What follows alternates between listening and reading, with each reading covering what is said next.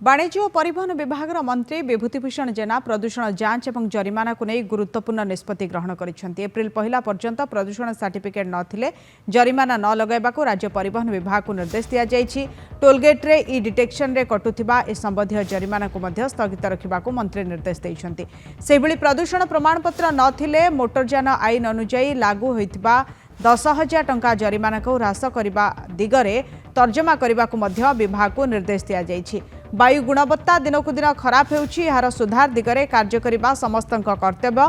परिवेश सुरक्षा को लक्ष्य रखी प्रदूषण जांच पई कठोर आभिमुख्य ग्रहण करा जायछि। मोटरयान आईन अनुଯାयी यह बाध्यतामूलक मध्य। ओडिशा रे मात्र 21% गाड़ी रे प्रदूषण प्रमाणपत्र रहिछि। अनेक गाड़ी एही नियमर व्यापक उल्लंघन करुछन्ति, जाहाको दृष्टि रखी ए दिगरे सचेतनता वृद्धि करने प्रदूषण प्रमाणपत्र को गुरुत्व दिया जायछि।